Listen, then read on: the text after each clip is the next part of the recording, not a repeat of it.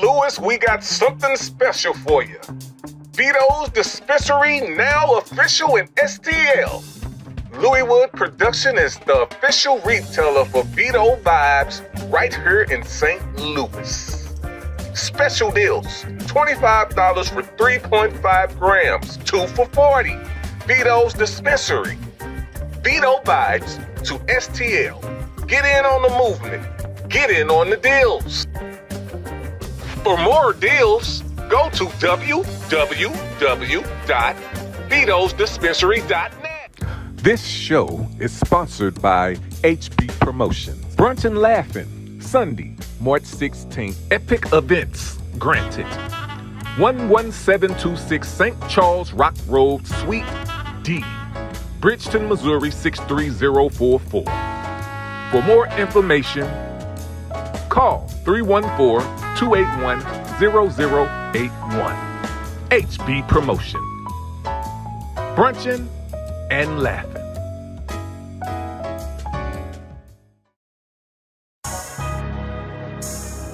Woo! 16-pad ring. You a fool for this. I had to go get the Steppa, right?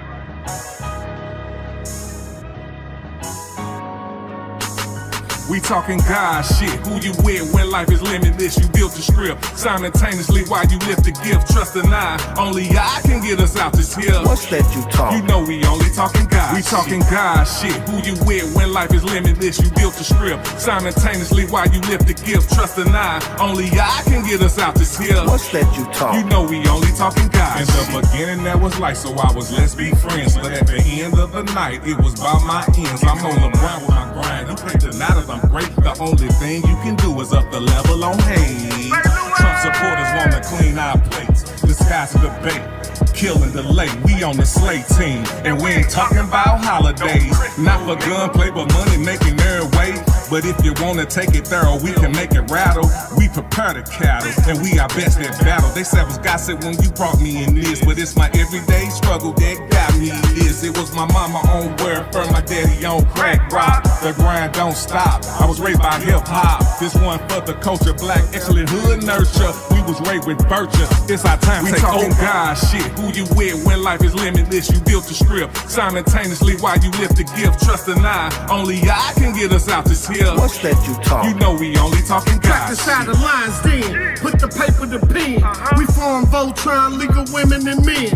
Destroying competition with a devilish grin. Set the pace in the race, cause we winning again. We the best Midwest, house blessings bestow. Dominate the interstate, so these suckers will know. You can't penetrate or integrate, the dungeon is closed. Okay, we liquidate, now you're living exposed. Technique, when we speak, rap rugged and raw. Transparent and translucent, going bar for ball. Rap right like two wheels on the back of a car. Like tight like vice grips on the lid of a jaw. We haven't sent, pay the rent, courtesy of the team. It's inevitable, how we severing dreams. It's commendable, how we stepped on the scene. We separating God shit from your devilish schemes. We talking God shit. Who you with when life is limitless? You built the script simultaneously while you lift the gift. Trust and only I can get us out this hill. What's that you talk? You know we only talking God. We talking God shit. Who you with when life is limitless? You built the script simultaneously while you lift the gift. Trust and only I can get us out this hill. What's that you talk? You know we only talking God shit.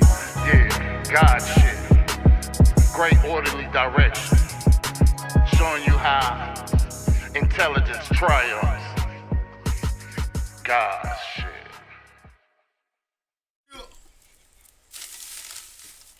Oh, yeah. Good afternoon, St. Louis. Villagers, soldier by blood. It's 2 p.m. and you not tapped into the Philosophy Show, where we challenge minds, explore morality, and speak truth to power about life, money, and purpose. I'm your host, Tweezie Da Don, and today we'll be diving into something real and foundational. I think this is like the third show we had on destiny and definite purpose, because I wanna jam it into your head. You know what I'm saying? So we ain't just gonna hit it once a month. We gonna be hitting it all month. This ain't just philosophy, it's practical game. Pulled straight from Napoleon Hill's Think and Grow Rich, but we putting it in real world. Music, life, self, and money. Because if you don't know what you're here for, you'll drift. But if you know your purpose, you'll move different. I got a guest that's coming. He running late, foreign Steppa, but we gonna holler at him and we gonna talk about what's his purpose. We also got my fam, Daddy Rich. He in gonna the be building, yo. all in the building, man. He gonna talk to us about, he gonna bring his section straight out the book, which gonna be connecting faith and life wisdom.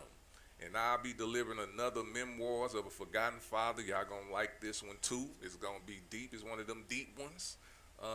Then we gonna close strong with the facts. Trump federal employees reinstatements, his so-called economic greatness, and whether it's standing on solid ground or thin ice. But before we get there, because we're waiting on our guests, we just gonna chop it up a little bit, man. I just came back from KC yesterday. Yeah. I left out Friday. Shout out to Laura Bellarby.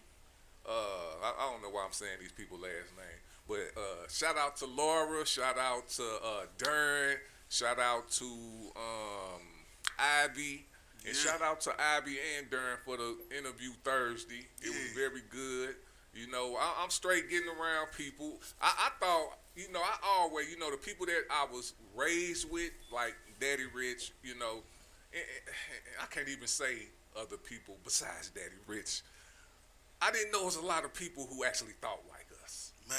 I thought they was fading. Even I'm talking about people we grew up with don't even think like we think. No. You know what I'm saying? Yeah. I'm finally getting around people who who understand me and I understand, because I'm still filling out the Corona-led food package because I'm just not getting in, I'm just not knowing everybody.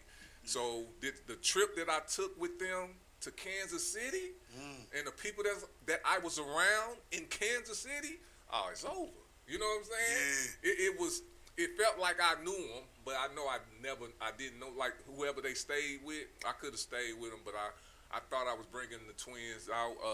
Happy birthday to my twins, March 18th. They just turned 12. I was going to take them to the Legoland in Kansas City, but they already had something going on. Okay. So instead of me riding down with the crew, I stayed by myself. You know what I'm saying? But whoever they stayed with came out too, and I met them. I know the dude name was Greg. I forgot his wife name, but they were so down to earth, and I felt, sometimes you don't want to stay in other people's houses that you don't know, and that's just it ain't nothing against people. It's just something about myself. But I felt I missed out. I felt I would have wanted to be in their presence. You know what I'm saying? So I just want to say, man, that was a great trip. We saw about 4 or 5 agricultural orchards that's down in Kansas City. So what we're doing in Carondelet, the Carondelet Food Patch, is being done all over the world, pretty much. And in Kansas City, they have over 200. They got like 223 food patches. Oh wow! Did you lock the door? Yeah. Go ahead. I think he came in, but they have like 223 or I'll just say over 200 agricultural food patches that they have, and that they have people in the neighborhoods called stewards that take care of those food patches. So it was very, very informational. Shout out to Sarah. I don't want to butcher her last name, so I'm not going to say it, but her name is Sarah, and she's the head of the Giving Grove. Okay. So they was having, basically the information she was giving about it in their, their mission was just like real. It was like lined up with everything we was doing. And hey, this another thing I want to say too. the reasons that all of these things happened was because, and I'm gonna say it, and it's on this side, it was because of Trump. It was because Trump got elected. When he first got elected, they felt like how I felt. So they thought they wanted to do something. Yeah. You get what I'm saying? Boots on the ground. Do something. They didn't want to just complain like everybody else do. You know what I'm saying? They want to do something. And look what they started. You know what I'm saying? So That's good. when I see, that's like where I'm at on situations. Like all that complaining, all that boo-boo, what you gonna do about it? What you gonna Anybody can complain. Yeah. You know what I'm saying? What are you gonna do about it? So that was a great experience for me. You know That's what I'm saying? what's up, man. All right, we got our guests in the building. Yeah. What's up, Foreign Steppa? How you feling? I'm feeling good. How you doing? I'm doing excellent, man. Let me pull you up on the screen. I didn't get to talk to you. That's why I be having people come in early so I can explain everything. What we gonna do is we gonna already doing the intro right now. We gonna talk to you for a few, and then we gonna ask you about your purpose and all that. It's gonna be some good information, and then we gonna go ahead and let you go, because the rest of the show is gonna be, if you want to stay, you can, but the rest of the show gonna be pretty much for the audience and the rest of it. So, but you're gonna be here for a minute. First of all, let everybody know who you are and what you do. All right, my name Foreign Steppa. It's FOREIGNN space STEPPA. Foreign Steppa. I do music and I do tattoos, but when I do tattoos, I go by Radio Inky. But right now, I'm Foreign Steppa right now. We on music right now. So I do music, I do shows, I do everything for real. What type of music you do? Hip hop and rap. Okay, hip hop and rap. Good. So we like to hear. Daddy Rich, well, before we get into that, because we don't want to be rude to our guests, that's why we want you to introduce yourself. You got something to talk about this week before we jump into the, if you want to go. Man, yeah, man. It's been a blessful week, man, and gotta say publicly and be transparent about appreciating what you're doing. Shout out to Tweezie Da Don. Shout out to Marissa MJ. Shout out to MJ. Shout out to VGN and all the fam ENT.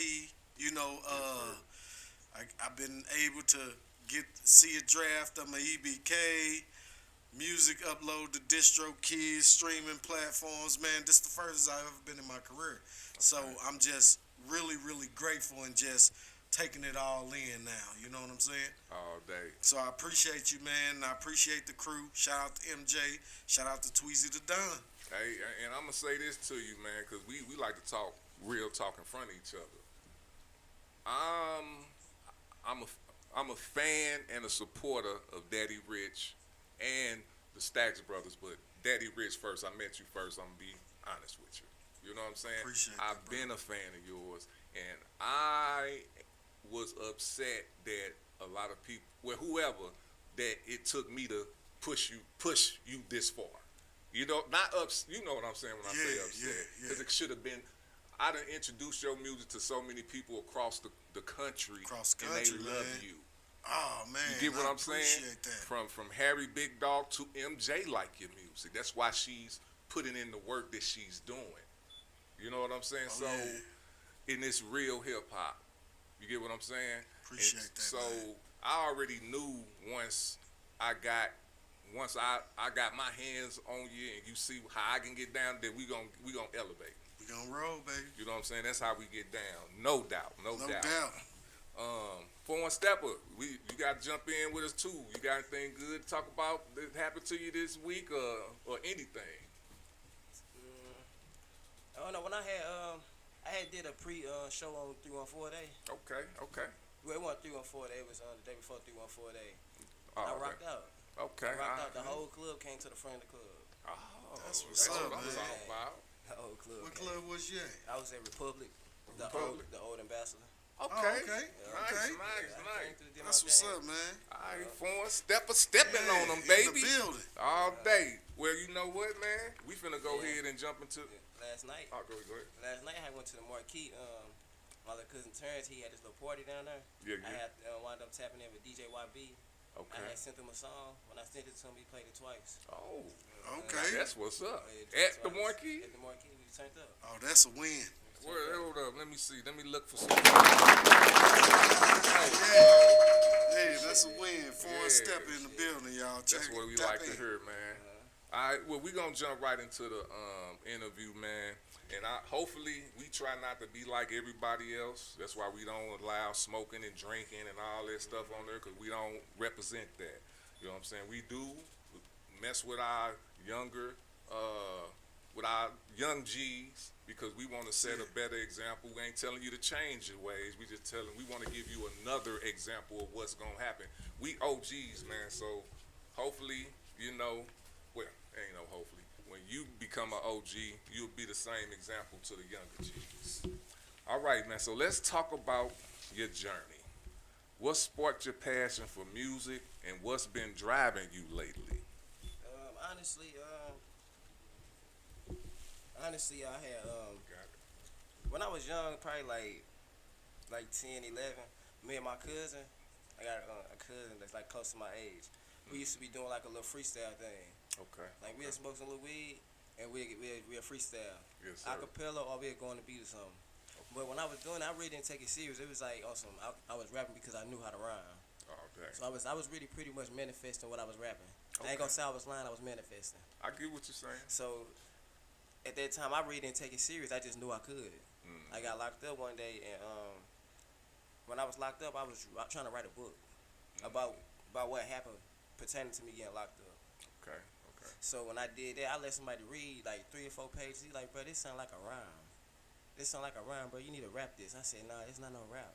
Right. Because I was good I went to Cardinal Ritter, so I was good in English and literature and stuff. So they showed me how to do run-on sentences and all that. So when he was reading it, it looked like it was a rap. But it really was a straight story for real. Okay. And he kept telling me, man, go ahead, rap it. Let me see how it sound when you rap it. Let me see how it sound when you rap it. And then I rapped it. He's like, bro, do that. This you right here. Fuck writing them books, this you right here. So I wound up writing. I used to do a thing where I was like, I'm gonna see how versatile I am. So every different artist we used to find on the radio, and it was popping, I was trying to make a song that sounded like they'll rap it. And that's what helped me with my little delivery, my wordplay. It helped me with everything for real, because I listen to almost every artist. White, I listen to black, I listen to, if I can understand the language, I'm gonna listen to it. Okay. All right. Hey, That's what's up, man. And I didn't tell your camera right here. So make sure you look in it. I know we talking. It'd be kind of hard too, because I do the same thing. But at least, just give your audience your eyes sometimes. All right. Hey, that's what's up. I like that. I'm gonna bounce to Daddy Rich, man. What you think about that? What's your what? Man, it sounds like the development stage of a real good artist. Because what I hear from what he's saying is he was a student of it first before he came off the porch. And that in itself pays homage to who was doing it before you. So I like where you're going with that, man. Man. All right. As an artist in today's world, do you feel like music serves a purpose, or are you still discovering what the purpose is? Yeah, it serves a purpose. It do. Like, honestly, that's the reason why my name is Radio. Because when I used to be writing, I can turn on any radio station, I can make a song collide with it. Okay. Like a country song, I can pull out a song and I be like, look, turn that country beat on, I bet it's gonna sound right to it. Okay. If you turn a pop song on, I bet this song gonna sound right to it. Different songs, or it could be the same song. Okay. And I now, and you let me know if I'm wrong, I'm starting to understand foreign Steppa. You know what I'm saying? So stepping a little different. Yeah, I'm starting to understand that. Well, explain that though. Explain that a little bit more to the people. Your name. All right, so like I said, originally it was young radio at first. It was like I'm young. Then when you turn on radio, it's original. Everything I do is original. My songs, if you hear a boy, you ain't gonna say that sound like it came out that song. You ain't gonna be able to compare none of my boys to another song at all, unless I dropped it and then you heard somebody else. Okay. Honestly, so it was Young Radio, and then I had probably like a year ago, I had did a show, and then somebody had pulled up on me, like a producer was like, I like that radio, but that's all they kept saying. They wasn't saying Young, so it was like, all right, hold on, wait a minute, I need to keep something that's gonna keep it relevant. I don't want nobody to half step my name. So it was like, all right. So I asked my fans, I'm like, Radio Inc. It was Young Radio, Radio Foreign, and then it was Foreign Steppa. So I pitched it out there for like 3 to 6 months. Okay. And I just calculated all my results, and then once I narrowed it down, the more they had, like, because there was originally 4 names, I don't remember the other one. Okay. But I just narrowed it all the way down to what the fans chose. Okay. Well, I'm gonna say the supporters chose. All day. And I ain't put my all into it. I just let them help me out with it, because y'all support me, y'all like my music. I wanna see how it sound when y'all say my name. How y'all feel when y'all say my name. Okay. I think you did a good job. Foreign Steppa. When I saw it, I'm like, okay, I like that. I want to see what he about. You know what I'm saying? So now that you heard and now that you explaining it, it definitely makes sense. All right. Daddy Rich? Man, I'm just sitting here in awe because he gave me confirmation of one thing that nobody really trip off of. So yesterday, I tell my wife, I'm like, man, I want me a purple jogging suit. I see Foreign Steppa, I said, yeah, I picked that right. She found me one too. So hey, thanks for that confirmation, man. I love that purple on you, bro. All day. When you write or perform, what message or energy are you trying to give to the people, and what's the impact you want to leave? Honestly, I'm really just now. I ain't gonna say I'm just now, but like a month ago, I caught on to what songs and what energy I should put into certain clubs. Okay. Because at first I was going off of like what my Instagram say or my Facebook say, oh, I like this song, when you gonna drop it? Because sometimes I would do a show or something and not drop the song yet. Okay. I just would let social media play on it. Let it be on social media, and if y'all really rock with me, see y'all come to the show. If y'all come to the show, see what lyrics you know. Because I'm always do 2 songs that you know and 1 song you don't know. Okay. And then that really how I be doing it. Okay. And then like if I go in the club and like I probably already have a preset song I want to do, but I go in the club, I catch a vibe or something, and I be like, nah, this song might be too turned, or it might not be enough for them. I just go off the energy of the club. Okay. All right. Oh, strategic. I like that, man. Because a lot of people who get to doing music don't have that part of the strategy down. Like, it's to read the room. That's a skill that can't be learned. You gotta already have that. Yeah. And I'm proud to see that you got that, man. Yeah, keep with the strategy, man. It's working for you. All day. And talk to us more about like what type of impact you want to leave. Like what impact you want to leave when you done in the club or when they hear your music. I want to be around him. Like that's the vibe I be wanting to get. Cause I ain't gonna care. When I be in the club, they already be kind of sick, like looking at me, but I'll be popping out with different gears, so they don't be knowing how to approach me. Okay. So like, it really be just like my partners bumping down on me, and then like certain gears will bump down on me, and they throw it off like, oh, I just heard your song, or when you gonna do a video? Cause I don't shoot no videos. I just drop music. Okay. So it just be a little different. Okay. If you had to define your purpose in life and in music in one sentence, what would it be? Just stay relevant. Stay relevant. I don't want to be the one that got to do too much on social media to try to keep my name relevant. I want to keep doing the same thing I've been doing, and then that's how I stay original versus trying to be fetching for different like energy or be clout chasing or something. I like that. That's what's up. That's a good one. He's dropping them jewels, y'all. Talk to him. Listen. You hear me? We ain't too old to pick nothing up from him. Hell nah. We need that. Yeah.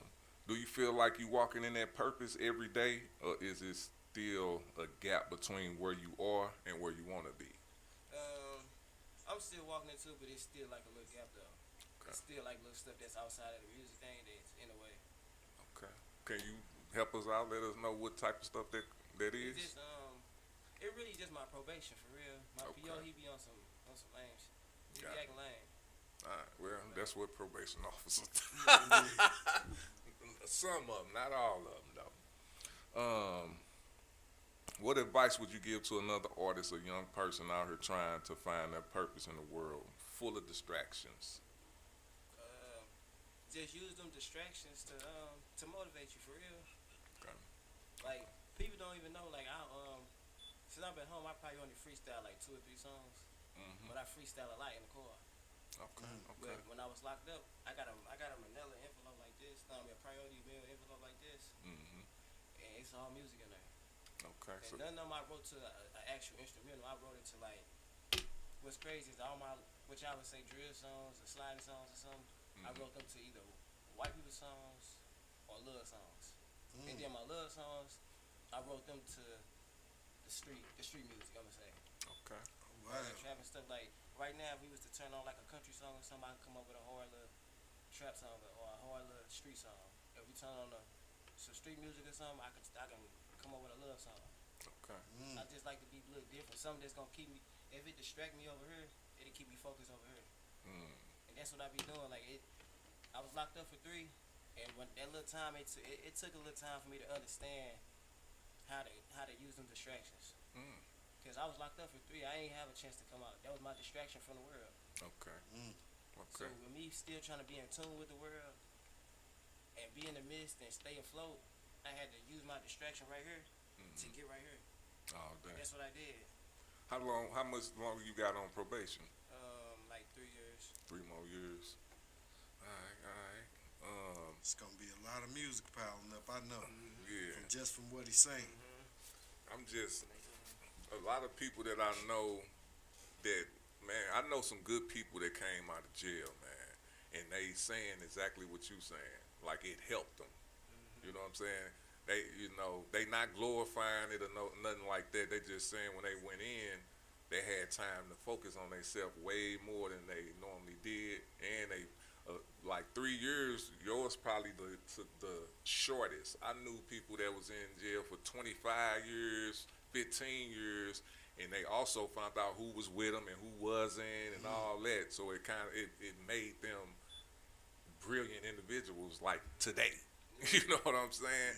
So with you being in there for 3 years and coming out talking like how you talking, you're on the right track, man.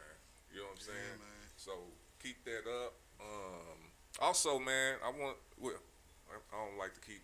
You got something you want me to keep going? No, keep going. Let's talk about because I want to get your outlook on certain things that's going on in our country right now. Per se, let's go and talk about the Super Bowl. Before that, you know what I'm saying? I want to go all the way back to last year with Cat Williams coming out talking how he was talking. You remember that? I ain't gonna lie to you. I didn't even catch the Super Bowl this year or last year. I just caught like little bits and pieces of it. Did you? I'm really talking about Kendrick performance. Kendrick, I seen bits and pieces of it. I seen it like Okay. on social media. I ain't see none of the game on TV. Yeah, me either. No highlights or nothing. I seen everything like on Facebook. Okay. Everybody was kind of like either going live or they were just sharing what they shared. Right. But so you don't have no outlook on Kendrick performance at all? I ain't really see it. I remember he did the Not Like Us, but Yeah, of course. I seen probably like a 10-second, like when he first came out, he was running on the stage and stuff, he was moving around. That's all I seen. I ain't seen nothing else. I don't know what other song he did or nothing. Are you a hip hop person? Yeah. All right, so that's why I'm asking you this. I guess we gray hairs now. You know what I'm saying? If you want to say it. So and this just me, man. I have Daddy Rich speak on his end. I didn't watch the Super Bowl. I haven't been watching football since Kaepernick. I'm just gonna be honest with you. But I did want to see that performance. I didn't watch it during the Super Bowl. I waited like a week before to look at it because I don't be wanting to follow people trends because I'm a podcaster, so I be wanting to have my own outlook and judgment on it. It was beautiful. You know what I'm saying? I wasn't listening to rap hip hop for a while because it's just it's not. It wasn't. It wasn't. It just wasn't for me. I don't want to shit on people and how they get down, but it wasn't for me. But once Kendrick killed Drake, you know, and let people know that it's hip hop, rap, hip hop, whatever you want to call it. I know Daddy Rich said it should be different genres of hip hop, rap. You know what I'm saying? But Kendrick represents hip hop, art. Art. It's a art, not just somebody writing music and rapping it. Art. That's what that represented to me at the Super Bowl. He represented art. Something I haven't seen in so long. I ain't talking about wearing costumes and shit. Yeah. You know what I'm saying? Yeah. Like actual, real music, real bars that make you think, not just fucking saying some shit. You know what I'm saying? That's what it did for me. Daddy Rich, what you think? Man, I was, before all the commentary came out after it, I'm talking about I'm watching it in real time, and I'm explaining to my wife what's going on, because she like, baby, I don't understand. I'm like, babe, it's a difference between rap and hip-hop. Hip-hop focus on the integrity of the artistry. So everything you see as far as those visuals of him performing has a message. And if you understand that hip-hop is connected to art, you can easily understand the messaging. After I explained that to her, I'm talking about real time while he doing it, she like, oh, okay, I get it, I see it now. I'm like, yeah, babe, it's a difference. You know what I'm saying? But then, you know, like the next day, everybody started coming with their social media breakdowns, and I'm like, shit, you telling me something I already knew. All day. You know what I'm saying? From the 40 Acres in the Muse, and is he about to do it? Because hip hop, when he was being threat of being sued for performing Not Like Us, and he still did it, that's automatically anti-establishment. All day. Like, you can't censor my artistry. You can't. That's why he did it. He didn't do it per se Drake-ish. Yeah. He did it because I'm anti-establishment. This is what hip-hop represents. This the art of it. But I'm going to do it tastefully. And he did it tastefully, man. When you take a man's ex and she performs with you, oh, this is messaging. You know what I'm saying? Yeah. Like, and then it wasn't the message of this his ex. It's the fact that it was a double dip of this his ex, and they tried to talk about her when she did it when she won at Wimbledon. Yeah. Right? Those 2-in-1s, like, you know, with the art of music, I like the double and triple entendres that's used. Meaning, you know, you use those words or those phrases that mean more than one thing. It all depends on your perception. That's the art of it. You know what I'm saying? Yeah. So, yeah, I got it. I understood as soon as he was doing it. I'm like, oh, you a bad man, Kendrick. Hey, yeah. You know what I'm saying? You chose that platform to do that? Oh, that's big. That's when you, like people say, man, we got these big platforms, we don't use it for the right reason. He did that day. You know what I'm saying? You had millions of people tuning in to watch the message, and most of them missed it. Most of them said, oh, man, this was the worst, because you don't understand the art that's attached to hip-hop. Man. If you understood that, you like, oh, okay, I understand why he did that and why it was this, and everything had a meaning to it. So I loved it, man. Shout out to Kendrick. Oh, dang. What you wanted to jump in there? Go ahead. Go ahead, I was brother. gonna say that song was kind of like a little moment, like when he came out with that "Don't Kill My Vibe." Oh, yeah. He had a whole. When I heard that, Not Like Us, that's all I was thinking about.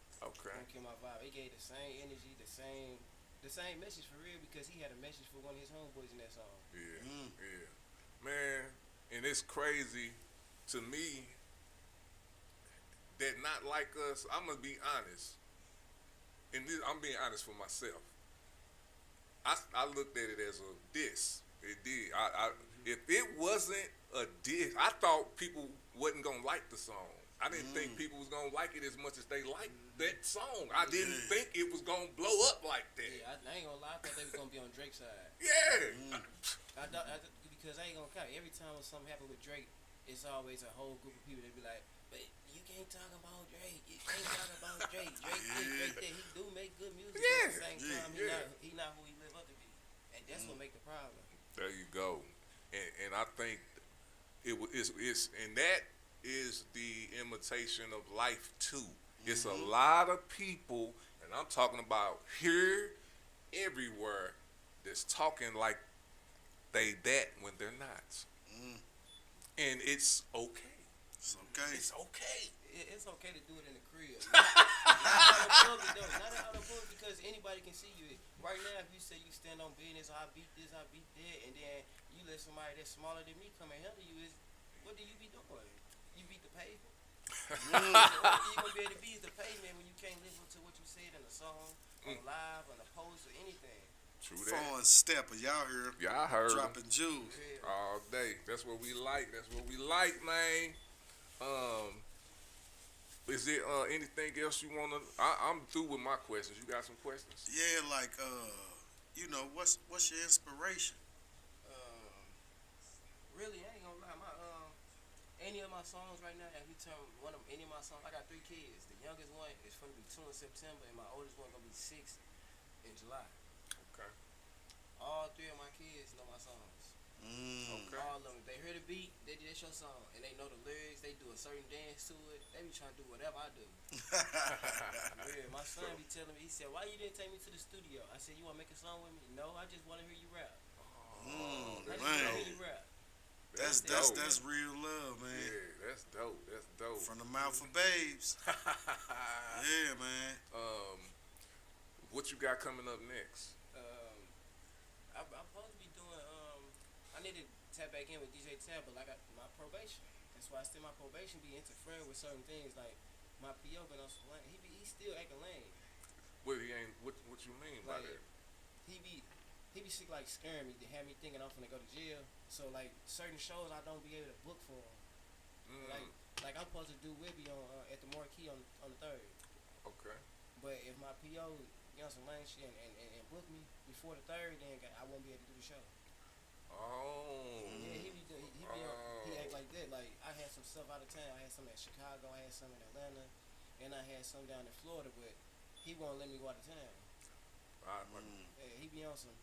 But he can't. And I'm just. I don't know your whole situation. But why couldn't you do shows in Missouri? Period. No, I know you can't go out of town. I can, but the thing is, he be trying to. When I go and see him, he be making it seem like that. The next vision always going. I'm getting locked up. That's how he make it seem. Why is that? Because since I've been on probation, I haven't had no job, but I do tattoos. I cut hair. I get what you're saying. So how he feel is I shouldn't do tattoos without a license. But my thing is, if I got people that's coming to me and they want to support me, you can't. Why are you trying to stop that? Yeah. So he be on there. He know I got everything. Yeah. Keep everything sanitized. I got tattoo artists behind me to vouch for me. But he feel like, oh, you need to have your license and be in the shop. Well, you ain't got to be in the shop. Why you won't get your license though? I've been working towards it, but like they be like certain artists be like, oh, come to my shop, and then if you come, like the apprenticeship thing, is either you work for free or you pay. There, yeah, yeah. So how they be trying to do it? Like one of them told me getting him $250 every week. But you working for free? No, I get paid, but he want $250 a week for the booth rental. I got you. But the apprenticeship is only $5,000. He told me he want me to be there for a year and a half. Okay. A year and a half. If it's only $5,000 to pay for it, then within 5 months I have it paid off. Okay. So but he want you to be there a year and a half. 3-4 times of how much it so costs. if you, because I'm working with you, I like what you. So if you pay it off in 5 months. Nah, he don't want me to do that. He don't want me to do like installment payments. Let me finish. Cause if you do it off in 5 months and stay there, how much would you? So let's just say you pay $5,000 period. How much will you be paying for a booth after that? Whatever he say, for real. Different artists be having different prices. Some of them be wanting $1,000 a week. I mean $1,000 a month, $500 a month, a couple hundred. Yeah. Okay, so I'm gonna have to hook you up with one of my peoples. They got a whatchamacallit, but I don't know how they get down. So 5,000 to get your license. What's the time frame normally? Really, if you come with the $5 grand up front, it boosts you past everything. They'll put you in front of the right people to do all your tests, because it's like 7 tests you gotta take. But they don't take that long. They're like 20, 30 minutes for each test. And then because you gotta do the OSHA, you gotta do I forgot, it's something president, almost like press blood or something. Okay. You gotta have that. You gotta have they gotta make sure you know how to clean all your equipment. It's just like certain little tests. They don't really take long, but it's just a tedious thing. But all you need is the $5 grand. All right, I'm gonna put this in there. Fuck what everybody else saying. You got clients already, right? Get your $5 grand. Get your $5 grand. Get your $5 grand. And you said it's easy, not the $5 grand part, but I think that's gonna be easy for you if you got clients and you ain't paying no boot fee. You know what I'm saying? Do you got your equipment? Yeah, I got everything. Man, fuck them. You ain't gotta tell no motherfucker you doing. Hey, I ain't doing tattoos no more. Get your $5 grand. Show 'em, bro. Hey, man, my old dude used to have this saying, I'll show you better than I can tell you. You hear Show me? 'em, bro. Show 'em, man. And you already got You'd be it. surprised what's already working out in your favor. When you take that one step, as we believe as Christians, God go to these places and prepare a table before you in the presence of your enemy. Even your P.O. Don't have to do as what God say. But just know, all blessings come from Him. All talents come from Him. You gotta, as Proverbs 3 and 6 say, in all your ways acknowledge Him, and He will direct your path. It's real, man. That's living word. You know what I'm saying? When you get that in you, you take that one step, He already there before you, man, because no matter what you did, you'll never be disconnected from the love of God. No matter what you did, even the worst thing you did won't connect you from the love of God, man. You just got to know and believe and have faith in Him that He's going to do this, because it's God who pricks the hearts of man. And God is not a man that He should lie. I'm trying to really speak some life into you right now, because the word also said it's some ways that seem right to man but lead to destruction. And those are ways that are outside of the will of God. Man, just take God with you wherever you go and watch. He gonna show you who He is. You feel me? And I'm speaking life into you, brother. Straight up, man. Appreciate it. Straight up. All day. I'm glad you brought that up, man, because we gonna pray on that for you to get that, man. Because if you say it's easy to do the learning and getting the license, and all you need is the $5 grand, get that, man. That's what you focus on, and don't fuck your PO. Don't tell them what you're doing, and whoever trying to keep their thumb on you, that's what they trying to do. Now I say this, man. It all depends on, I ain't living your life, so I mean, a year and a half, I depending on how bad I want it, I get it, because you probably can get the $5 grand with that. You know what I'm saying? I can get it fast. But they just, some of the artists do, like I told you, they do be playing though. Yeah, some of them be on some, you can come and work for free, then they get on the, we don't have no more apprenticeship open. Nah, see, we don't do you know, that. really, because really, well, if I had the little certificate saying that I can do tattoos, that's really what I need, and I can go do everything else on my own. Okay. I just need that little certificate.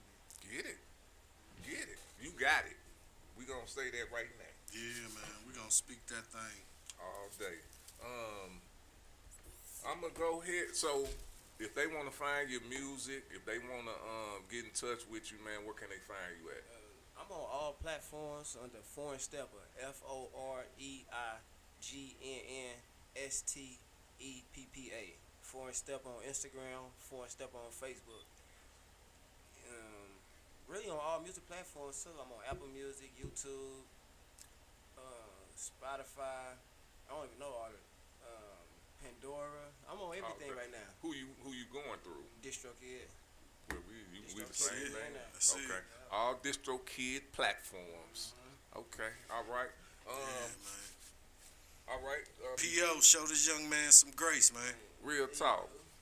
Hey, Wanna holler at me, holler at me. you hear me? We can talk. All There you day. go. And, we gon' after this, man, we gonna let you go.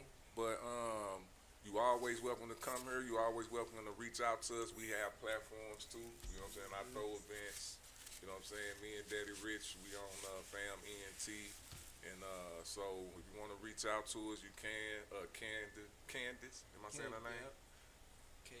KB, she Cupcakes. yeah, she been a long supporter of mine, and she know I don't really, I can say this, I don't really deal with a lot of artists, you know what I'm saying?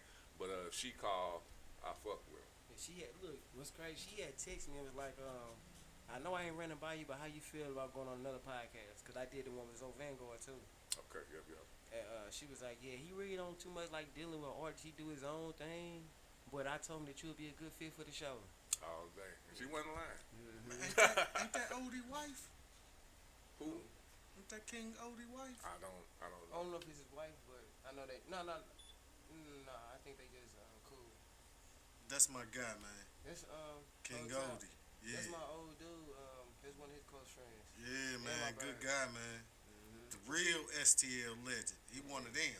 Oh, you be reaching Straight out up. to me. Yeah. All day. Shout out to Odie, man. All day, man. Hey, Steppa, man, we appreciate you coming on, being candid with us. We're going to look forward to another one. You know what I'm saying? And then, this is what I was going to do. Villagers, Soldier by Bloods, what's y'all purpose? Are you living it? You chasing it? Or still figuring it out? Call in or drop a comment. We want to hear from you, man. Another shout out to Vaughn Steppa. Steppa. We about to go to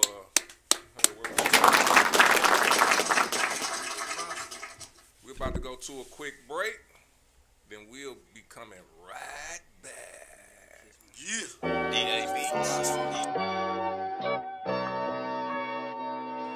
Yes, ladies and gentlemen, another pretty day. Bowling Green as far as St. Louis. It is officially barbecue weather. Vito banging that boy Tweezie, huh? This is for Kings Highway. Hell no, you don't see me, ain't no money where you be at. Fuck you gon' see me and they hate where you be at. Now you don't see me as a sucker where you be at. No, you don't see me if they trippin' where you be at. That part.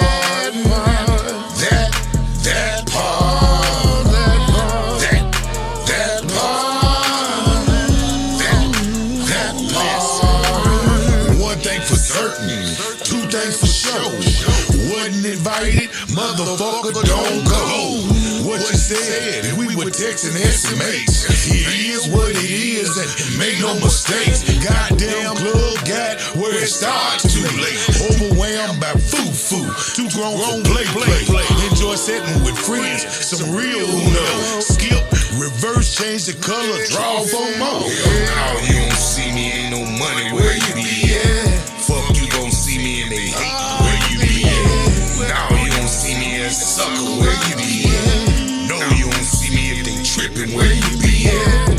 That part. That part. That part. That part. When I step up in the place, that's guaranteed money. A lot of smiles and grins, but I don't see nothing funny. Had to cut them clowns short. No, I don't play dummy. Setting up the table, cause I know the meal is coming. I don't fuck with who you fuck with, I don't see the point.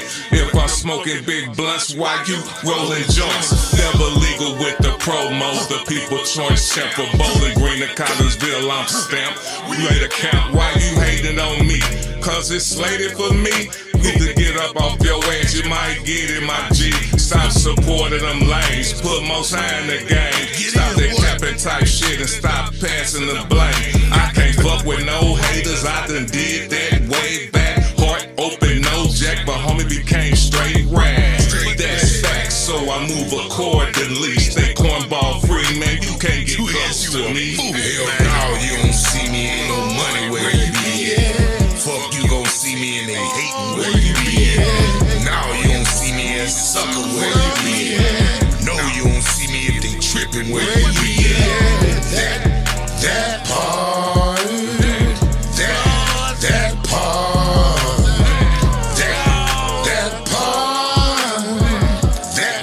that part. You a fool, Vito Banger. That part, that part, that part, that part, Yeah, I want to hear that one.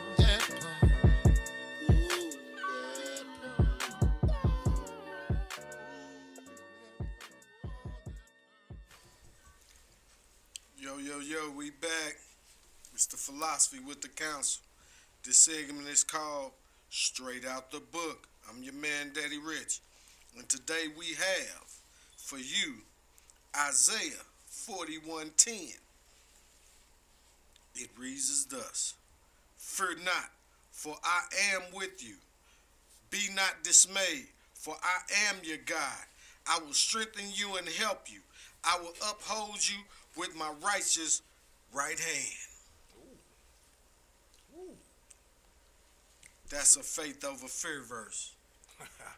Faith over fear all day. You said with my what happened to the left hand? This the Lord. You say with the right hand. Righteous right hand. You hear me? Yeah. Hit that again, man. I gotta hear it again. Put it in my Isaiah head. 41:10. Fear not, for I am with you. Be not dismayed, for I am your God. I will strengthen you and help you. I will uphold you with my righteous right hand. Talk to him. Isaiah 41:10.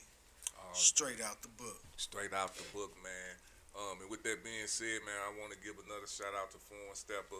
Young Steppa, G, yeah. You know what I'm saying? Talking with some sense. That's what we like to hear. You know what I'm saying? So I think that verse go right with what we were talking about, man. Yeah. You know what I'm saying? That just, well, I want you to speak a little bit more on it. Talk about it a little bit And more. I chose this one just, just to give some information about faith over fear, because fear is what run us right now, and it shouldn't. Faith should be what we lean towards.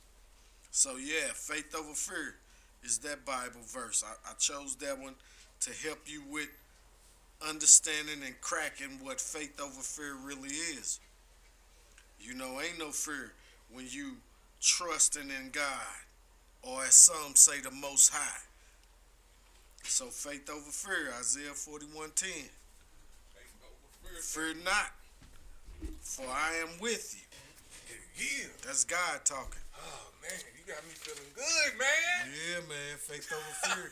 It's Faith up, over fear. man. It's up. Oh, I mean, I think, man, listen, you saying them words, brother, I'm finna just lay it down to you. February, no alcohol. Mm-hmm. March, no weed. April, I'm doing no weed or alcohol. Wow. In May, whatever I do, it'll be well worth the wait. Celebratory. I feel you. But what I'm saying, with that is my mind been very clear. And if you know me, you know I've been through some, I've been pruning. Yeah. From personal relationships to business relationships. I feel you. And the Most High has been a blessing, Most High. You know what I'm saying? A blessing, Most High. And the thing is, once you cut away things that you don't need, you make room for the things that you are meant to have. And that's what's been happening, and that's serious.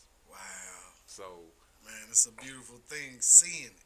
Oh my God. How his plans supersede ours.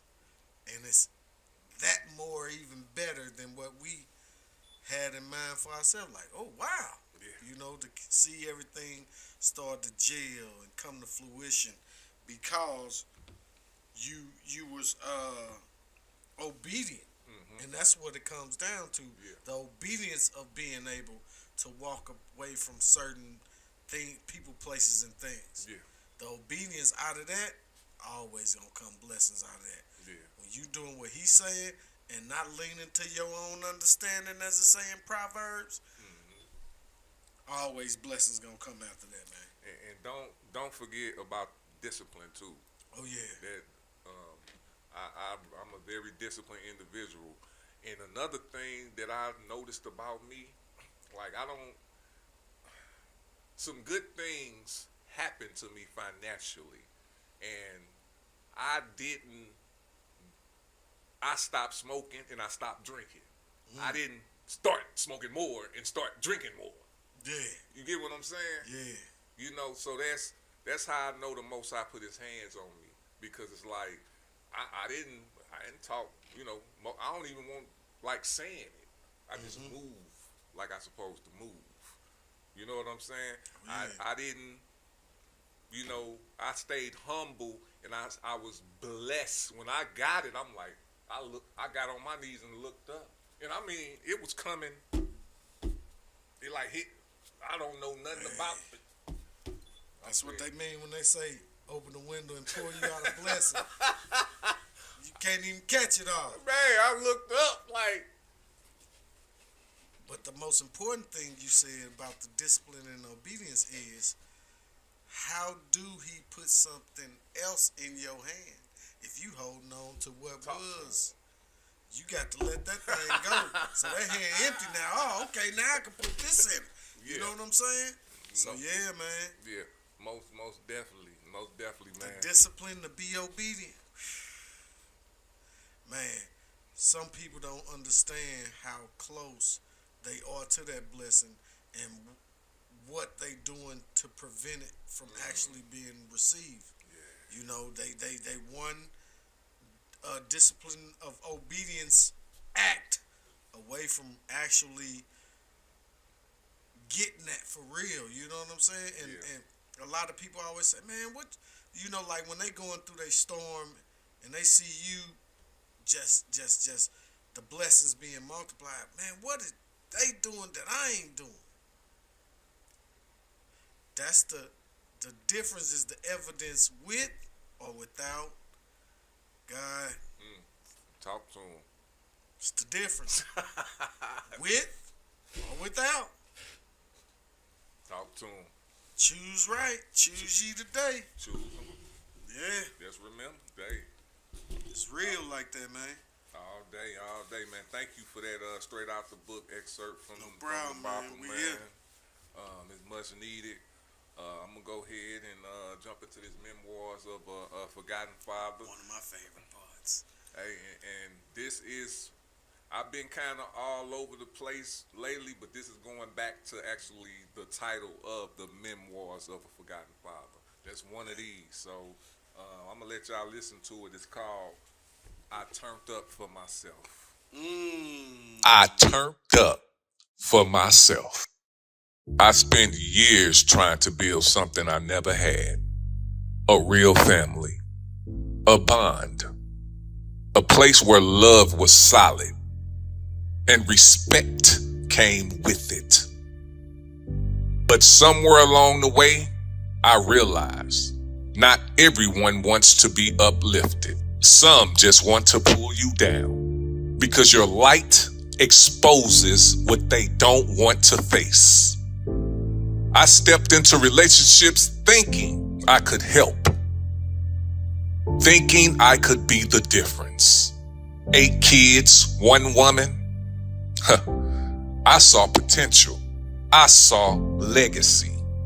But what I didn't see was how heavy their emotional weight would be. I didn't sink though.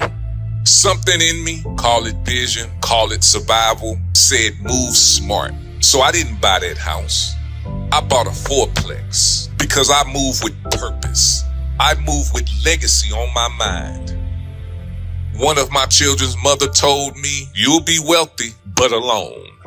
And maybe she was right, because I gave my heart, my time, my effort, and all I got in return was disrespect, resentment, and distance. Even from my own kids, the ones I raised, the ones I tried to be present for, the ones who now act like love is a weapon and I'm the enemy. Nah, I wasn't perfect.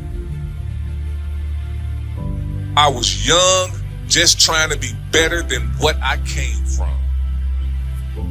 Never wanted to be a deadbeat dad. Never wanted to cause pain. I just wanted to be better. Build better. Love better. But now I see clearly. I'm exactly where I'm supposed to be. Focused on me, my peace, my purpose. No more saving people who don't want to be saved.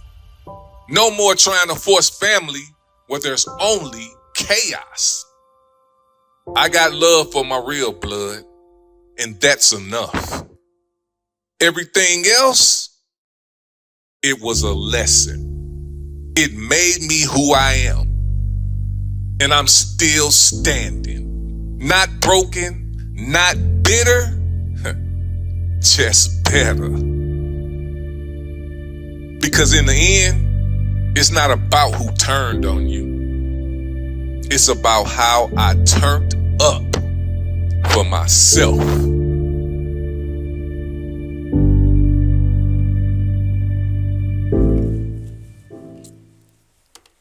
Oh man, deep.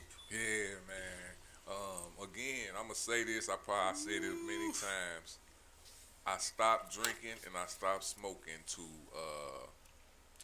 have more dreams, to get my REM sleep, and the REM sleep, man. And I found it. And listen, that's why I talk about purpose a lot. If you don't have a purpose, you won't be thinking about REM sleep or things like that, because your subconscious talks to you through your dreams if you paying attention. You know what I'm saying? If you evaluating. And all some of these soliloquies that y'all listen to are coming from dreams that I've interpreted. I wake up, write the dream down, go look up what this means. Because you might think you drowning in some water is that you drown and you're going to drown one day. That's not what that means. You know what I'm saying? It has some type of coding through it. And now that I've been tracking my dreams, it's my spiritual language. It's the Most High speaking to me.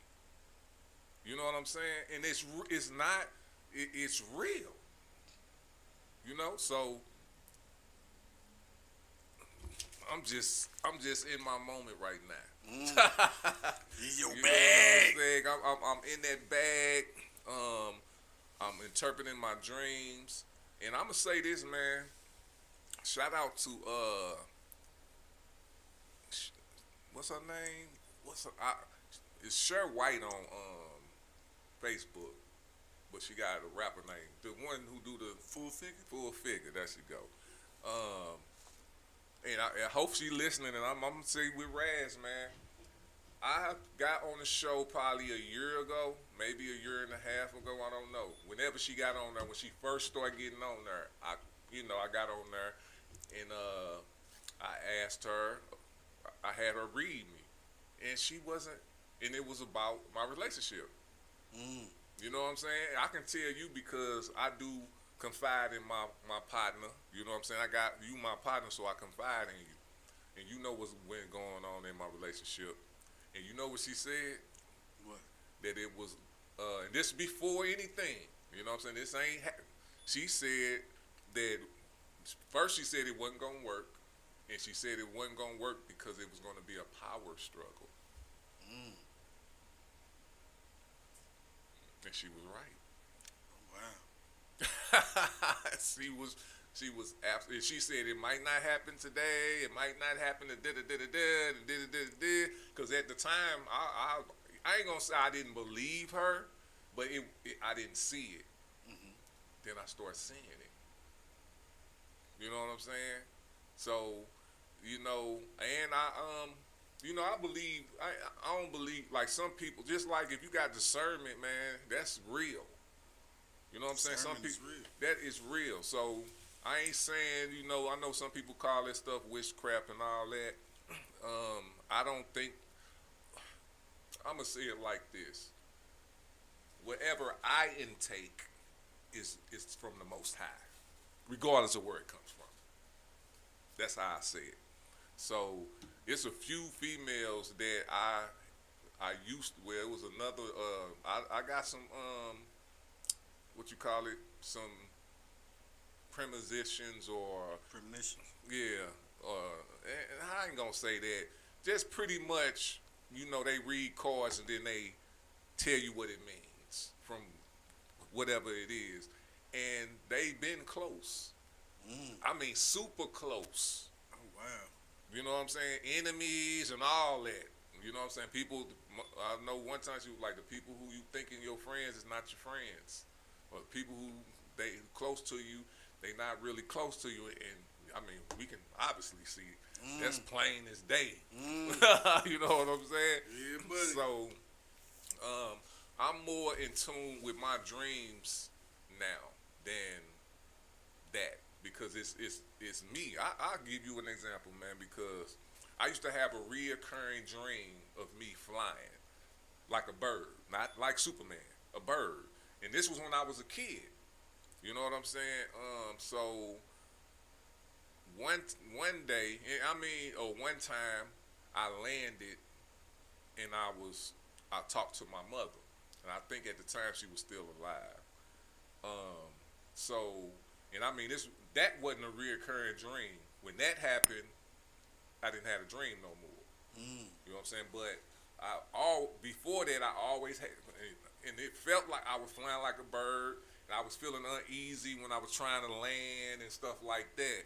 But I looked up the meaning to that, man, and I cried, bro, because the flying was meaning that I was looking for freedom, pretty much. I was trying to get away from something.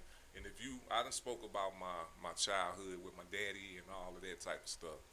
So, and then the part of me, like when I was landing and feeling uneasy, that meant that I was just feeling uneasy trying to get out of the situation.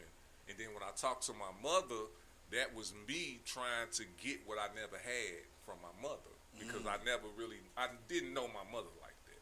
I didn't know her. She wasn't around. And then she died when I was 13. So, you know what I'm saying? So, me talking to her was me trying to get what I never had.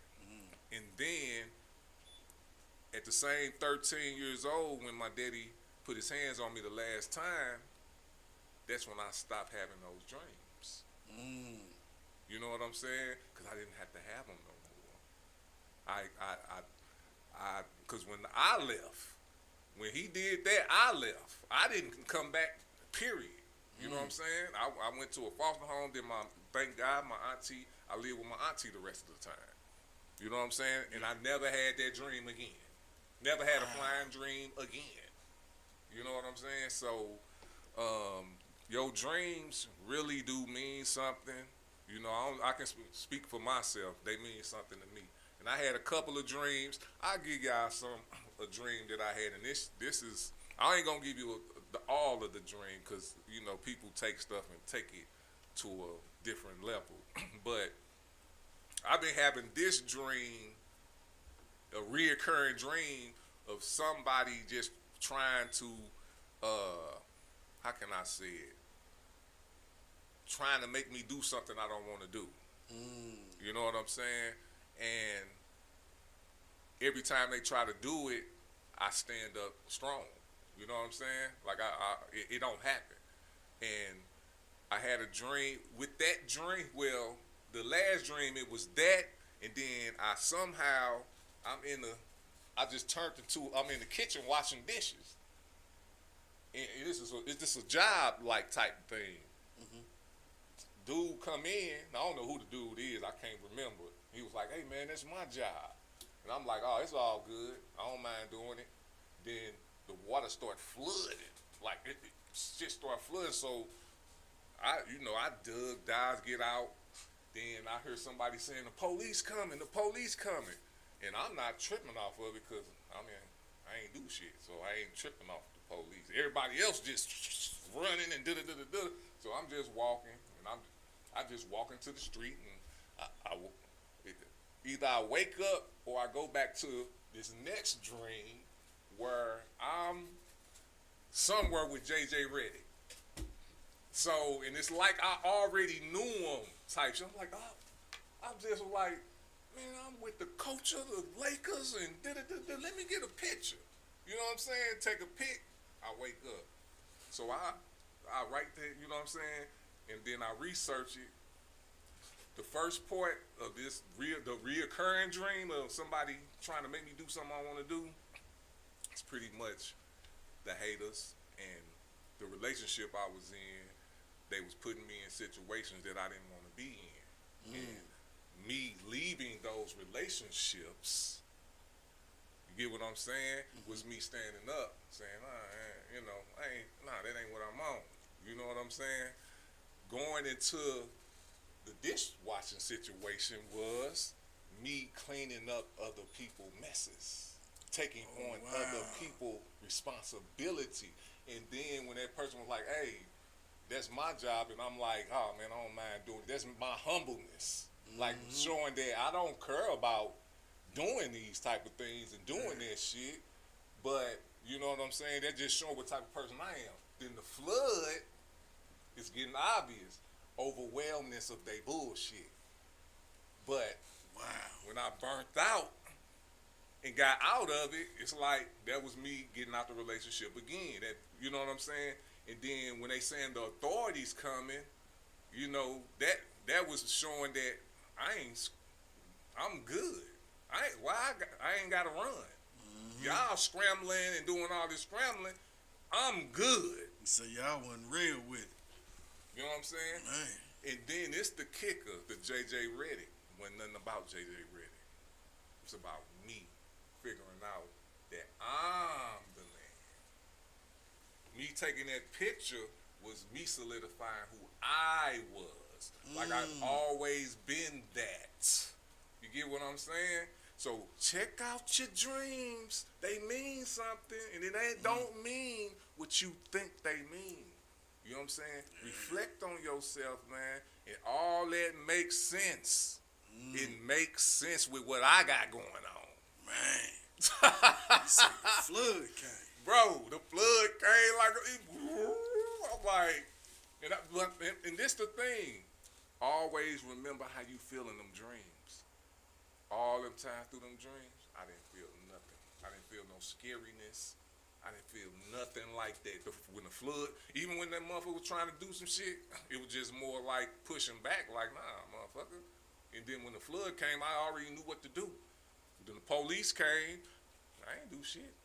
I'm gonna keep walking. You know what I'm saying? I'm out of here. Yeah. I ain't got nothing to do with I ain't got y'all coming. Y'all ain't coming for me. There you go. They ain't coming for me. So, and this all comes because if I was smoking and drinking on a regular or like I used to do, I ain't had no dreams, man. You know what I'm saying? Just real talk.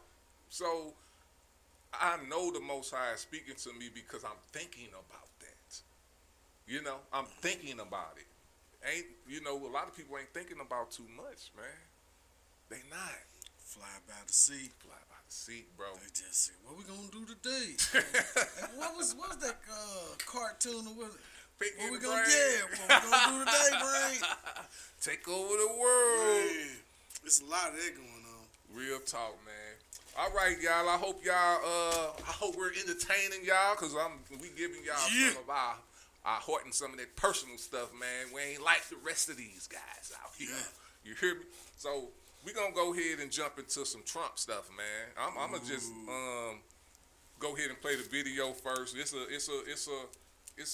long, well, for people it's long, but I want to give y'all a full, feel of it. It's longer when you go on to YouTube, so I cut it down a little shorter, but it's about a 9-minute situation. Check it out, and we'll talk to you on the back end. And shout out to everybody who watching us, man. And shout out to all the supporters. Shout out to BGN. Shout out to Corona Left Food Patch. Shout out to Pam ENT. Shout out to everybody. All right, listen, and we'll be right back on the back end. 18 federal agencies are working to reinstate thousands of employees who were fired as part of President Trump's effort to reduce the size of the government. It follows a judge's ruling last week that temporarily blocked the firing, saying they were likely illegal. The Trump administration provided a detailed account of more than 24,000 workers who were affected to be in compliance with the judge's order. Most were probationary employees, meaning they typically held their roles for less than a year. Melissa Quinn is a politics reporter for CBSNews.com and has been following this for us. So, Melissa, how did CBS News uncover this information? So this information came about through declarations that human resource officers across these 18 different agencies filed with the federal district court in Massachusetts to comply with that order that was issued last week, ordering these reinstatements. And this really represents the most comprehensive accounting that the public has seen so far of exactly how many of these probationary workers lost their jobs at the end of February and into March, and now, by the order of 2 different federal judges, are ordered to be rehired. Which government agencies were affected the most? Well, as you said, you're talking about more than 24,000 probationary workers in all. Sort of the biggest numbers here came from the Department of Treasury, where there were more than 7,000 probationary workers who lost their jobs and now have since been reinstated. That includes more than 6,000 at the IRS, as CBS News has reported before. There's more than 5,400 probationary workers who were affected at the USDA, more than 3,000 at the Department of Health and Human Services, and more than 1,000 at the Department of Veterans Affairs. The Justice Department has already appealed attempts to block these firings. Do these legal rulings offer these employees protection in the future? Well, they have that protection now, and the 18 agencies have said that all of these workers have received notices that they are being reinstated. But there is no guarantee, as you said, for the future. The Justice Department has appealed these decisions in one case from California to the 9th Circuit, and in the case out of Maryland to the 4th Circuit. And that concern about exactly the impact that this would have on these probationary workers was actually raised by these human resource officers in their declarations. They're saying that if there is an appellate court ruling that reverses these lower court decisions, that would really lead to chaos and confusion for these workers as to exactly what their status is within the federal government. I'm sure there's already chaos and confusion. A judge also has denied a restraining order to block DOJ from taking over the U.S. Institute of Peace. What do we know about this?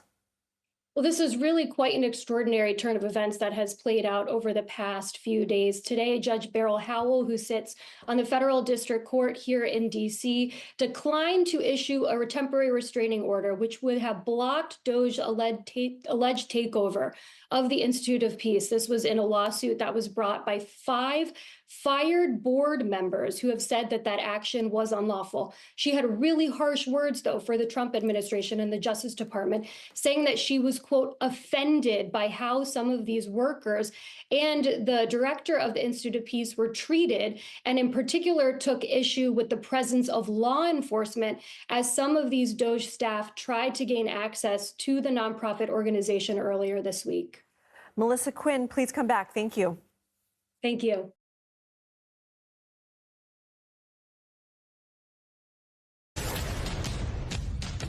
It was another choppy day on Wall Street as investors braced for more tariff uncertainty. The S&P and Dow both eked out small gains. But I want to share something from economist Rebecca Patterson, who writes that since the Great Recession ended, the U.S. economy has been the envy of the developed world.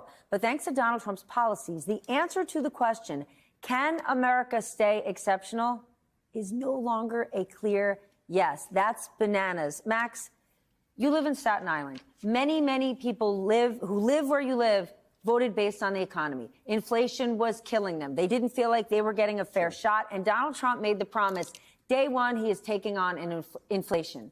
Now the message out of this administration is, well, we're going to have a transition period, pain for now, long-term gain later. What are voters in your district? Are they going to give him this time and space? I think some people will, and other people won't. but he owns the economy right now, and he's actually showing a patent disregard for affordability issues. Talks about it really not at all, but the fact that he did win on this issue should be a lesson for Democrats.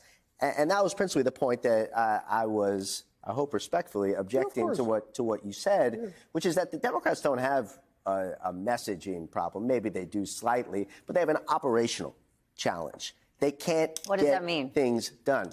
Okay, it doesn't matter what you say when it looks like there's an open border and anarchy in cities. It doesn't matter what you say when you have a botched Afghanistan withdrawal or all this disarray in your party over Build Back Better or crime in cities that are run by Democrats. It does not matter what you say at that point, and it certainly doesn't matter what you say when you have skyrocketing inflation and it doesn't look like you're doing something about it. And just lastly, yes, infrastructure bill, phenomenal, but you pass it and then you show zero sense of urgency around things like rural broadband or EV chargers, and you install nothing in 3 years. That is operational ineptitude.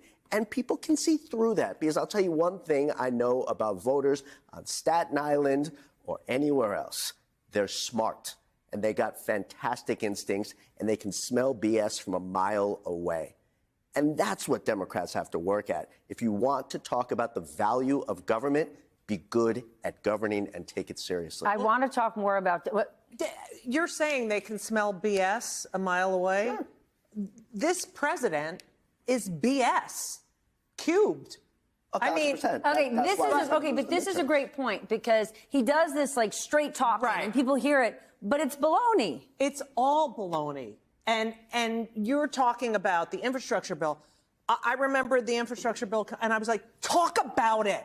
Let's talk about it. Let's get little sound bites out. Let's communicate to these people. There's no messenger. We have no messenger. Okay, well, I want to talk about. I want to go back to the economy. That's marketing. I do want to go back to the economy, though, because the midterms are right around the corner. How long can this period of transition? Because right now the administration is saying, oh, you know, maybe it's just the tariffs, but we're already seeing it, right? We got numbers from Nike today. We got numbers for FedEx. They're all starting to guide us lower. Consumer sentiment is down. Big business, middle business, small business are all starting to feel the pain. So it doesn't matter how many times a week Howard Lutnick goes on television or Scott Bessent says the American dream is not tied to getting cheap goods.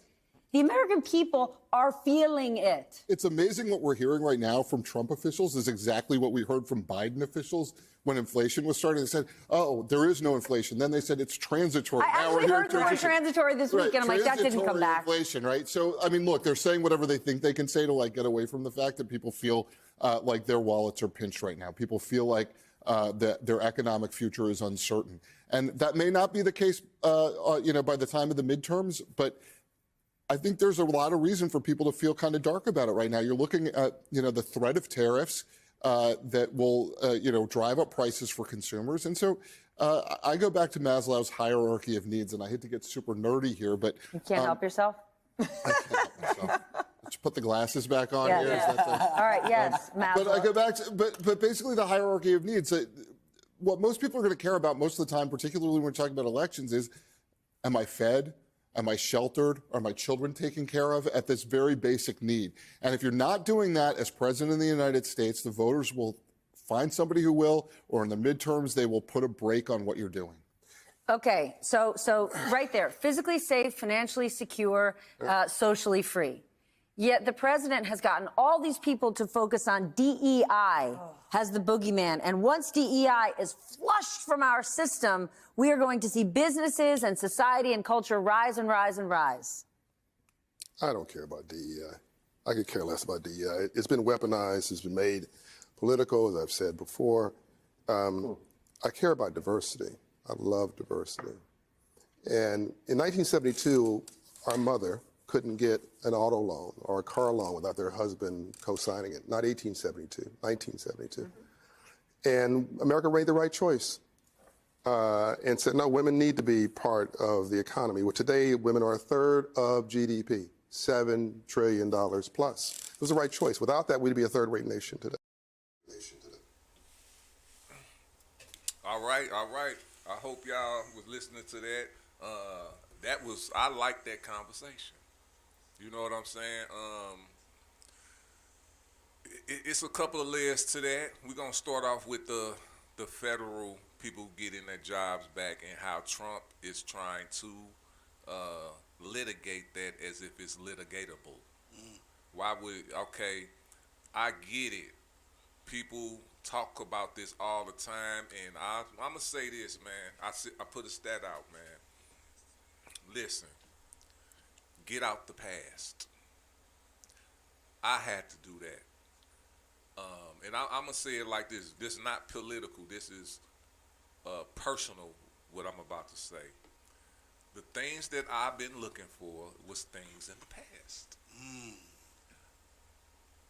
Women are not thinking like they used to think back in the day, like your mama was thinking, like your grandma was thinking, like your great-great-grandma.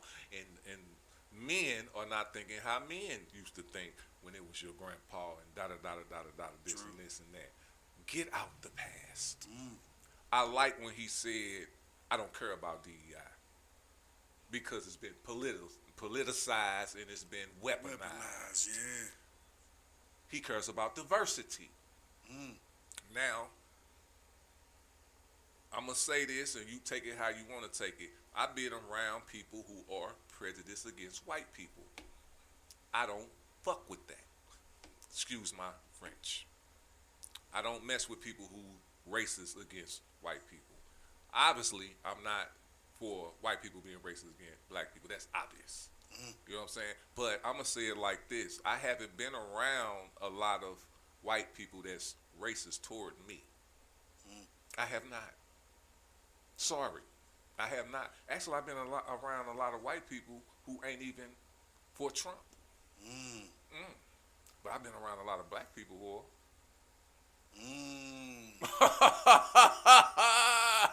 Bing bong. Get out the past. That's what I'm telling you. Get out the past. So, back to the political stuff.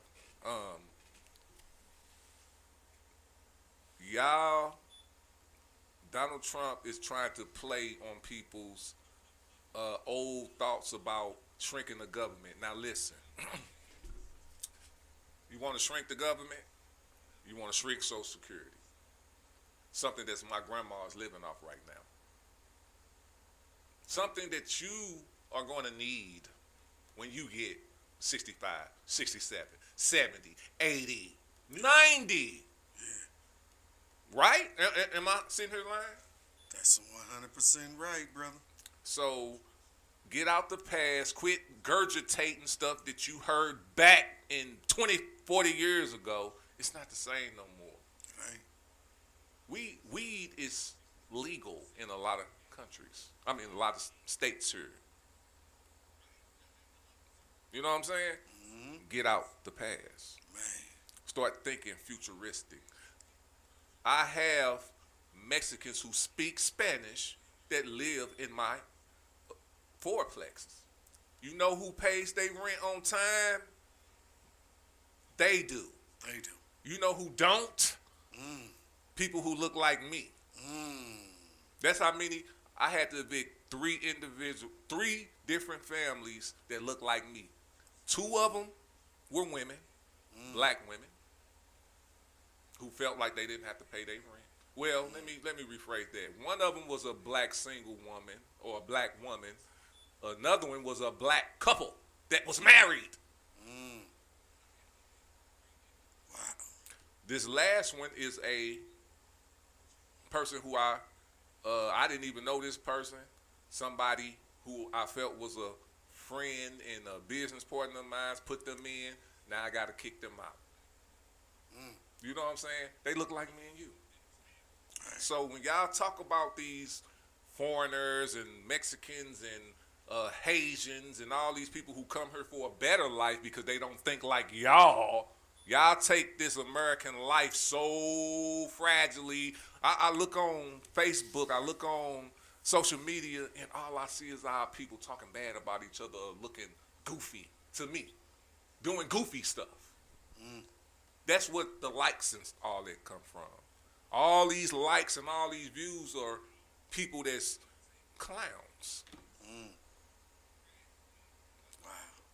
Get out of the past. Now listen, I never hate on nobody bag. If you get in your bag, I mean, do what you want. But I'm not into getting a bag for being a clown. You know what I'm saying? So I'm going to pray to the Most High that these people who has lost their jobs, that they get it back and they live like they supposed to live. Because if you become a government or a federal worker, it's not easy as people think.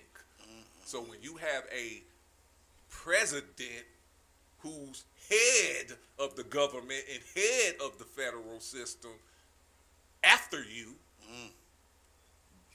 does that make sense? It's crazy, man. My whole thoughts when I was hearing that is he's trying to promote government shrinkage, which is kicking people out of their employment, which is never cool, you know. But we have a president with 34 felonies who has the job of president, but trying to take the job of people who deserve theirs. Oh my goodness. If they don't deserve theirs, you sure don't deserve yours. But if you deserve yours, they definitely deserve theirs, man. True that. Let me give you real talk. And as far as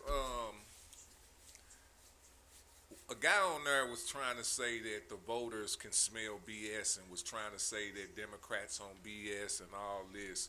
And the lady stepped up, and I got to give her shout out for saying, you saying that voters don't smell BS, but Trump is the biggest BS I've ever seen in my life. You know? Facts. So don't try to blame. I think we lost as Democrats because people think different now. You know what I'm saying? Yeah. You have black folks who don't understand and don't care about how we actually got to be able to think how we thinking right now. It was once a time where if you thought like that, I done, man, I'm 45, about to be 46. The thing that I used to be very, very cognizant of when I used to work, and then you had this black person, oh, the white people this, the white people that, but as soon as that white person come around, oh, yes, sir, and da-da-da-da-da, and say, let the bootlicking begin. These are the people who kids are now growing up on the Trump, not thinking that, you know, the DEI, whatever that is, I didn't even know what that just came about, you know, the actual words or whatever that is. I done never heard of it until like 2-3 years ago. Yeah. Actually, once Trump and them start talking bad about it, once they start talking, made woke different, that's when the DEI start coming in. Yeah, you know, I remember the D and the I. The diversity and inclusion is how that started. Okay. At some point, the E came about, and that's equity. When equity was in the middle, I think that's when the problem started. Because it was all it started as diversity and inclusion. That was a lot. That was how it was first introduced, and somehow the E got interjected as equity, and I think that's where the problem was, you know, because it's a group of people out here who don't think we should be equal. And that's their thing. You know, who am I to say, oh, you wrong for that? Pick your battles. You know what I'm saying? And that's not one I choose to pick. But once that E came involved, I think that's what the problem was for that particular group of people. And Donald Trump is the leader of that. Oh, yeah. It's something about when they say equity, equal equity, however you want to look at it, that's a problem. But when it first began, it was diversity and inclusion, the D and the I.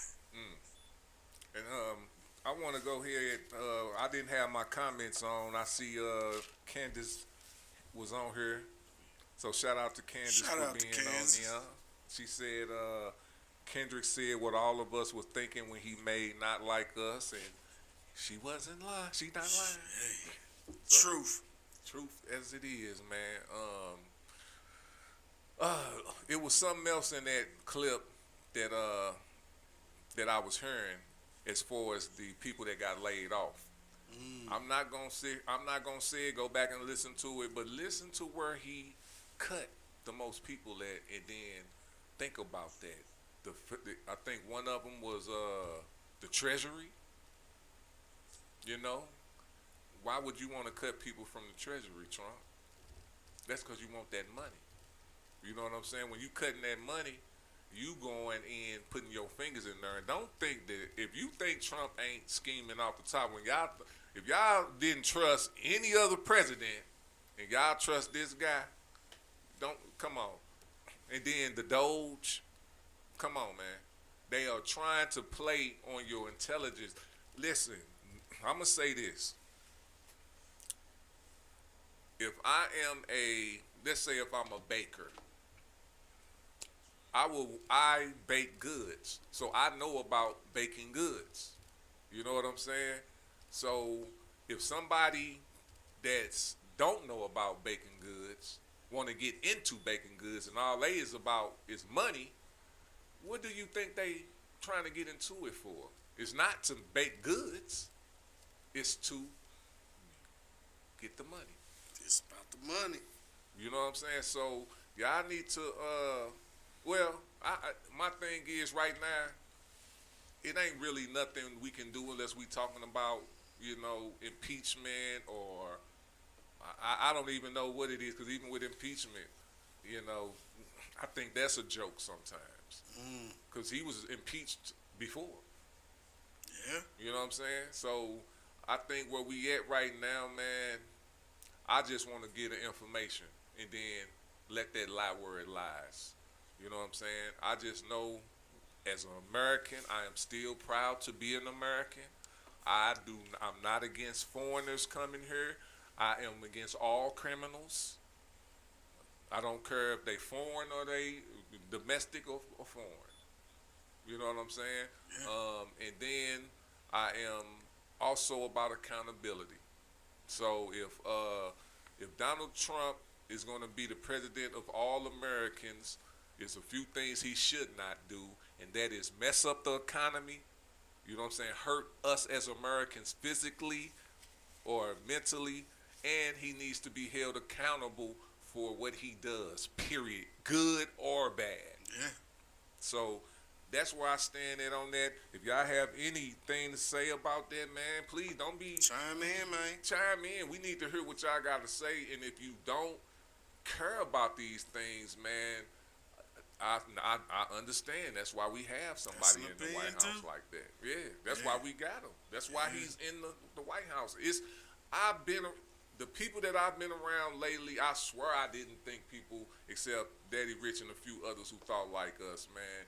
A lot of these good things that happened because people did not believe Donald Trump got in. They couldn't believe that he was the president. They couldn't believe it. Yeah. You know what I'm saying? Like that's how I'm like, man, this is our country. Yeah. This is still what we got at. that election hangover. I mean, well, this the first time. Oh, the first time. Yeah. They talking about the first. That's a lot of this started. The food patch started because of that. Because they were like, oh man, you know what I'm saying? So it's good and it's bad that comes with things that maybe you don't like that happens, and it pushes real people into doing good things. Yeah. You know what I'm saying? So that's why I say I'm not mad, because it put a burn in people like us to do something better. You know what I'm saying? So I'm just hoping that people don't get so stupid and dumb that they try to switch our Constitution to where it's going to be hurting us now, instead of helping us like it has been for a long time. So That's my 2 cents on it. Daddy Rich, you got anything else to say before we get up out of here, man? Is the council, man. All day. You know, the thing that caught me off guard this week was the reiteration of segregation. Oh my goodness. That was a little thought-provoking, let's just say, for me. Like, okay, where we going with this? You know, because true as they say, you know, and I'm not just speaking about my race of people. I'm thinking about Americans in totality. Is that, man, we ain't our ancestors. Man. You know, so kind of be careful with that. Yeah. You know, and I don't even know why that's even a focus.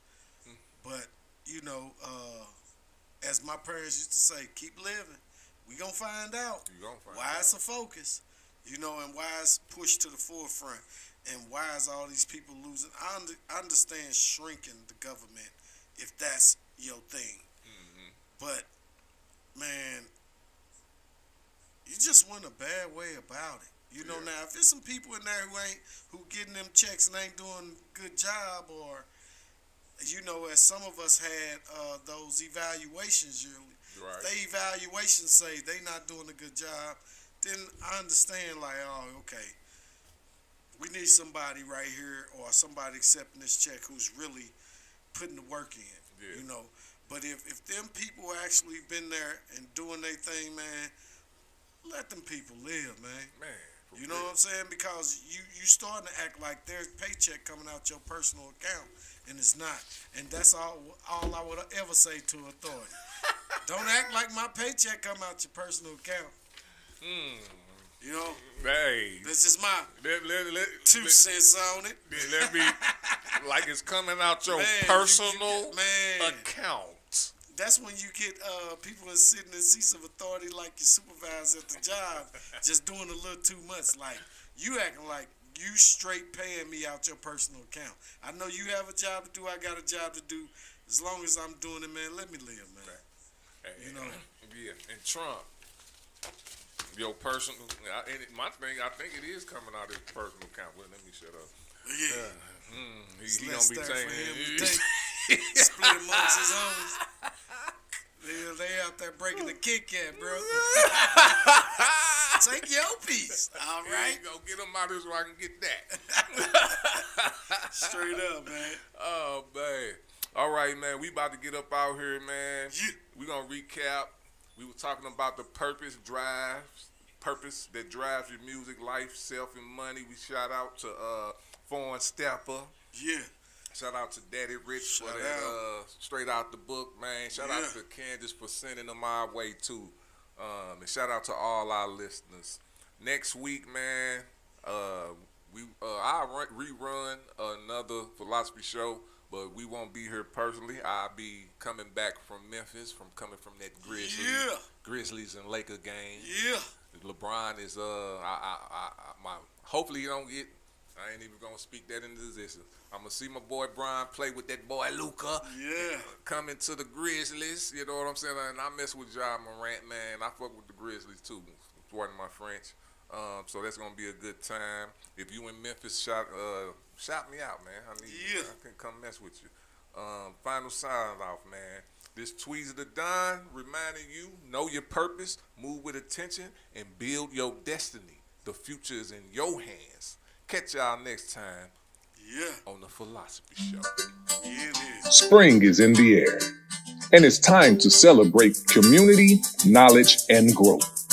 Join us for Florelia Fest, April 19th from 11 a.m. to 2 p.m.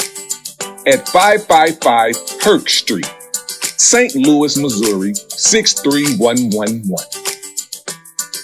Brought to you by Carondelet Food Patch.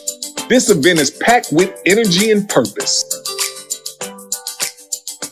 Live entertainment, motivational speakers, and the chance to harvest knowledge for your mind, body, and soul. At 12:05 p.m., Ray Lay Down the Truth will take stage, followed by Richard Shaw Jr. at 12:30. And at 1 p.m., it's Egg Hunt time. Bring the kids and join the fun. Sponsors are welcome. Let's build something beautiful together. Floralia Fest, where spring blooms and community grows. Be there.